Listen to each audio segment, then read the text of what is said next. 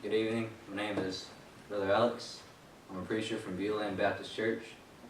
And if you have a Bible tonight, I'd like you to turn over to Galatians chapter 5. We're going to start verse 16. It's going to be a real quick message talking about walking in the Spirit. This I say then, walk in the Spirit.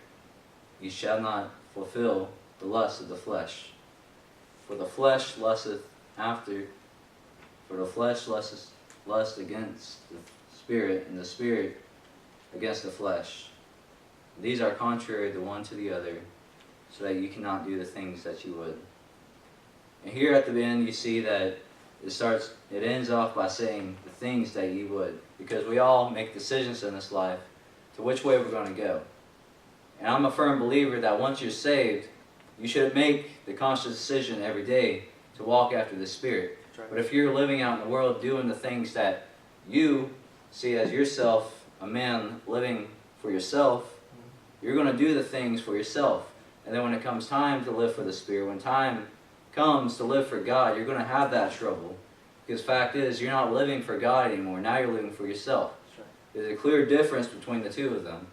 The Bible says that if you are friends with the world, you're at enmity with God. That's very plain and simple. If you're friends with the world, if you're out partying, doing whatever, having fun, you're living against God. Because God is not one with the world. That's right. God sent us here so that we could have our trials, and then we go on to somewhere that's better, so we can go to our home, so we don't have to live in this dying and imperfect world. So we shouldn't be one with this world. We're just passengers coming through. That's right. We need to do the Spirit. We need to be in the Spirit, Yes. and we need to walk in the Spirit. Amen. We cannot live in our flesh and live for God. That's right. Because fact is, like it says here, for the flesh lusteth against the Spirit.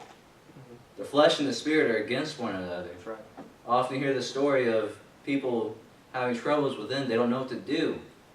Sometimes it feels like a dog fighting another dog. You don't know who's going to win. The fact is, the one that's going to win is the one that you feed, the one that you allow to win. That's right. And the fact is, we feed these dogs no matter what we know. That's right. No matter what we do, we're doing one way or another. And we need to make that conscious decision every day when we wake up. We say, okay, am I living for myself or am I going to live for God? That's right. Amen. And that's something we all struggle with. Even I as a Christian, I haven't been a Christian that long even. But I still struggle every day. We all struggle every day. Even Paul, he wrote in his Bible, he wrote in that he has struggles against the flesh every day. And we all have that struggle. Fact is, we're still human. Yes. There are times where, we hate each other, we hate ourselves, and we hate each other for the problems that we make in this world. And we always try to blame God for all the things that happen when crimes happen, when people get murdered, when people get raped. So they say, why would God allow these things? The fact is, it's not God doing these things. That's right. It's people. We all have evil hearts. People ask why, if God's so good, then why would he write allowing slavery in the Bible? He didn't allow slavery. He constricted it. It's like making a law towards the guns. That's right. People are trying to make a law towards the guns because they're trying to constrict the guns. He didn't make a law for the slaves because the slaves were good. He made it because he wants people to stop. He wants to see what's wrong with it. He wants to try to burden the slaves so that he can get them out. The fact is, he wants us to get out of these troubles. Not that he's not going to let us get into trouble, because fact is, we're going to have to go through troubles. We're in a dying and imperfect world, like I said earlier. Whether we like it or not, we're going to have to get through it. That's right. Because God's not going to pull us out, not until we leave this world. But if we're saved, he's going to pull us through into the better end. And then I like to go over to verse 25 where it says, if we live in the Spirit, let us also walk in the Spirit. And I want to point out the very beginning of that where it says, if we live. If we live. Because if we're alive, we're living in something. That's right. No matter what we're doing, we're living for ourselves, we're living for God, we're living for family, we're living for a country, we're living for something. Whether we like it or not, we have to admit there is something that we're living for.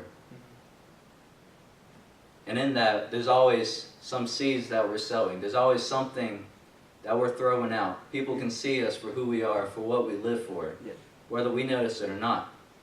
And if we want to live for God, we need to be living in the Spirit. We need to be throwing out those seeds that God would have us to throw out. If you read before that, it says, but the fruit of the Spirit is love, joy, peace, long-suffering, gentleness, goodness, faith, meekness, temperance. Against such there is no law. Against all these good things, no one can stand. Because the fact is, if you're being a good person, no one's going to hate you. Yeah, there's going to be some bad people out there that are going to go against you, but there's always going to be that goodness behind you, pushing you to be good, continue to walk in that faith.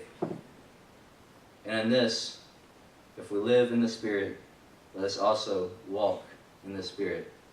I want to ask everyone, what way are you walking? Are you walking towards God, or are you walking away from God?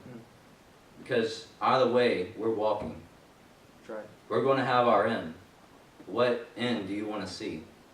You want to see an end in God or in yourself? Yeah, that's right.